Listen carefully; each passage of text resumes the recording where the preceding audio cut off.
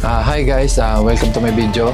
Ang tatalakayan natin sa video ito ay kung paano tawagin yung mga unclean spirits na kapangyarihan ng mga mangkukulam. Kasama na rin sa video ito, ipapakita ko sa inyo kung paano tawagin yung mga demons na natitirang kapangyarihan ng mga mangkukulam.